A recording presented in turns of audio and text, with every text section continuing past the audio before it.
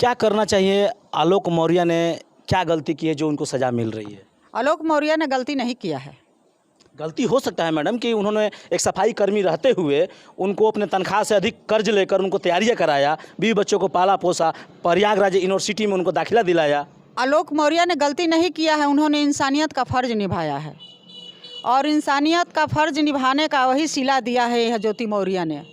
उन्होंने चाहा कि मैं गरीब हूँ और अपनी मन में एक बातें हैं उठती हैं कि क्यों ना हम अपने औरत को ही एसडीएम बना दिया जाए, आईएएस बना दिया जाए। उनकी एक सोच थी, वो गलत नहीं। हाँ, इतना हो सकता है कि वो गरीब घर का लड़का है, हो सकता है सुंदर दिखने में ना लगता हो, कपड़ा उसका सही ना हो, उसका घर ना सही हो, उसका परिवार ना सही हो। और एक कहावत है कि अंडा में बच्चा था, तो उन्होंने थोड़ा सा जब फूटा, वो अंडा थोड़ा सा फूटा तो उन्होंने कहा कि तो बहुत बड़ा संसार है। उसके बाद थोड़ा सा और फूटा, बच्चा बाहर आया तो कहा कि इतना ही नहीं तो और बड़ा है। उसके बाद और थोड़ा सा फूटा अंडा तो उन्होंने कहा कि अरे ये तो बहुत बड़ा है। जब पूरा फूट गया तो उन्होंने कहा ये तो संसार बहुत बड़ा है। ये तो मेढक और कुएं वाली बात हो गई। हाँ, और उसी वही हाल है ज्योति मौर्य की। इन्होंने देश देखा नहीं, संसार देखा नहीं, परिवार देखा नहीं। उन्होंने तुरंत सोच लिया कि मैं जो हूँ सो मैं हूँ और मेरे सिवा कोई नहीं है। यही गिला शिकवा दिया है आलोक मौर्य के साथ। सुशीला राजभर जी, देखा जाए तो जो आपके क्षेत्र की जो महिलाएं जिनके पति दहशत से ये कांड को देखकर बुला लिया है, ISPCS का फीस भर दिए होंगे, साल 2 साल 6 महीने तैयारियां भी करा दिए होंगे, तो आनन फानन में एक सिस्टम को देखकर डर के मारे, दहशत के मारे जो मौर्य का जो कांड चल रहा है बुला लिया गया है। आपके अगल बगल भी 2-4 महिलाएं हैं, तो ऐसे महिलाओं को और उनके जो पति हैं कहीं ना कहीं शराफत में कोई मजदूरी कर रहा होगा, कोई कंपनी कारखाने में वर्क कर रहा होगा, हो सकता है कि कोई गवर्नमेंट सर्वेंट हो, एक आध होंगे, तो कहीं ना कहीं उन लोगों को क्या सलाह देंगी आप? उन लोगों को मैं यही सलाह दूंगी कि है तमाम भाई बुला रहे हैं, मैं उन भाइयों से निवेदन जरूर करूंगी कि मेरे भाई, सारी महिलाएं एक जैसी नहीं है। उनके भविष्य को आप, उसके लिए आप अपना घर बर्बाद मत करिए। उनके लिए, ज्योति मौर्य के लिए और उसके मतलब जो विचार थे, उसके बाद आप अपना घर बर्बाद मत करिए।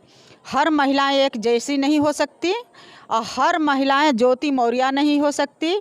सदियों से यह देखा गया है कि बहुत से हमारी पदाधिकारी महिलाएं हैं, बहुत से डॉक्टर से लेकर के एरोप्लेन तक उड़ाने वाली ही और होस्टेस से लेकर के तमाम जगहों पर हमारी महिलाएं हैं, लेकिन सारी महिलाएं एक जैसी नहीं होती। सारी महिलाएं हमारी ज्योति मौर्य नहीं हो सकती। ज्योति मौर्य को मैं यही चाहूँगी सरकार से कि इन्होंने जो गलती किया है और तमाम महिलाओं पर उंगलियां उठाने का काम किया है, बस इसका एक ही दवा है, इसको बर्खास्त करिए।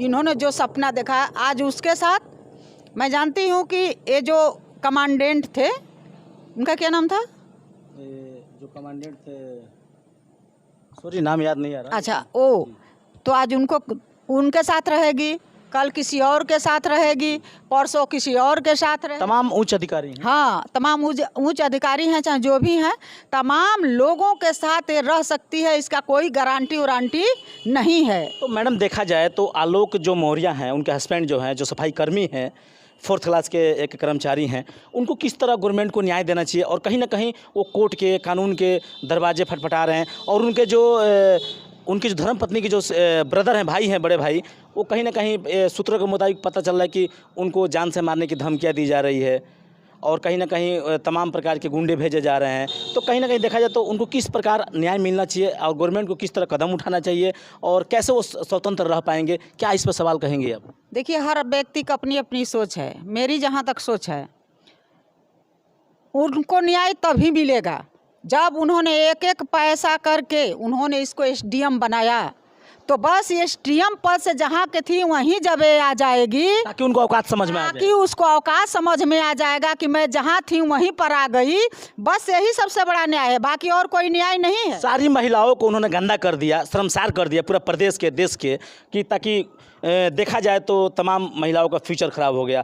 हजारों लाखों की संख्या में इस दुर्दशा को देखकर घर आ गई हैं। तमाम महिलाओं का जो कि देखा जाए तो दिन दशा जो बदलने वाला था वो बहुत माइनस चल रहा है। तो काफ़ी शर्मनाक घटना है। इस पर लास्ट चलते चलते क्या सवाल करेंगे? बस यही है कि बस उसको पद से बर्खास्त किया जाए। मेरा जहाँ तक मानना है, और मेरा ही नहीं मानना है, जब वो एसडीएम बनी और एसडीएम बनकर एक व्यक्ति के दिल और दिमाग के साथ उन्होंने खिलवाड़ किया, उसके परिवार के साथ खिलवाड़ किया, तो जहाँ थी वहीं पर ला करके उसको पटक दीजिए, उसकी औकात समझ में आ जाएगी कि ज़मीन पर रहने का क्या मज़ा होता है। और एसडीएम बन गए तो तुम हवा में उड़ने लगे। आलोक मौर्य को कहीं ना कहीं न्याय मिलना चाहिए कि नहीं? मिलना चाहिए, मिलना चाहिए, 100% मिलना इस चाहिए। पर सरकार और कानून को सख्त कार्रवाई करना चाहिए।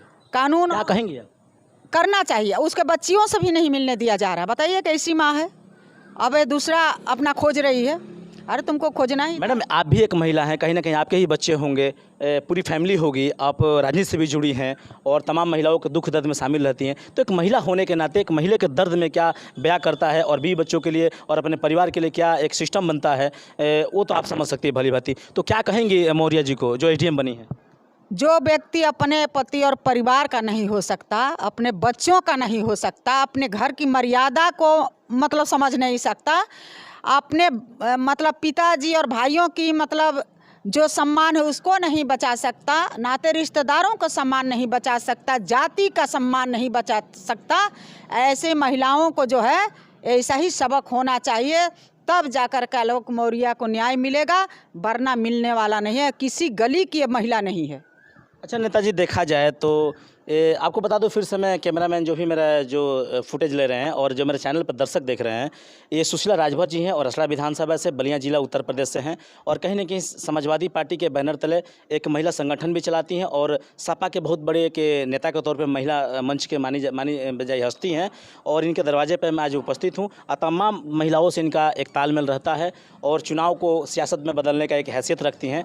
तो एक शब्द मैं लास्ट में इनसे सवाल करूंगा कि पार्टी लेवल पे अभी तो मौर्य जी का चल रहा था हालचाल, मैडम जी देखा जाए तो लोकसभा के जो चुनाव है अभी बहुत कम समय बचा है, हो सकता है कि 7-8 महीने में डेट ड्यू मिल जाए, तो लोकसभा के चुनाव आपके बैनर तले जो अखिलेश यादव हैं, किस प्रकार चुनाव लड़ने की तैयारी चल रही है? क्या अकेले चुनाव लड़ेंगे या गठबंधन के तहत लड़ेंगे? देखिए, हम लोग लोकसभा चुनाव 2024 की तैयारी हम लोग कर रहे हैं, हम कार्यकर्ता कर रहे हैं और जहाँ तक हम लोग करेंगे।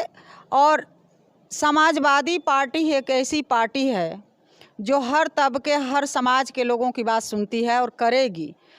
और दूसरी बात कि गठबंधन वाली जहाँ बात है, आपने सवाल किया, तो इस विषय पर मैं नहीं बताऊंगी, इसलिए कि यह हमारे माननीय आदरणीय अखिलेश यादव जी राष्ट्रीय अध्यक्ष समाजवादी पार्टी का ये है कि वो क्या करेंगे, उनके पीछे पीछे हम लोगों को चलना है। लेकिन हम लोग जो है अपना मेहनत कर रहे हैं और 2024 में चाह रहे हैं अखिलेश भैया जी को जिताना कि अधिक से अधिक हमारा एमपी बने लोग। देख सकते हैं, मैं दर्शकों से बता देना चाहता हूं कि बलिया जिलों इन दिनों में बैठा हूं और सुशीला राजभर जी हैं जो कि इनके आवास पे मैं हूं और तमाम महिलाओं के ऊपर सवाल जवाब हमने किया, राजनीतिक भी सवाल जवाब किया और जो ये चल रहा है कहीं ना कहीं ज्योति मौर्य जी का मामला एडीएम साहिबा का, इनके गांव के भी कुछ लोग हैं अगल बगल के, इन्होंने भली भांति बताने का प्रयास किया। तो इसी के साथ फिर मिलेंगे किसी अगले वीडियो में, जब तक के लिए हिंदुस्तान तक न्यूज़, मनोज टाइगर, जय हिंद, जय भारत।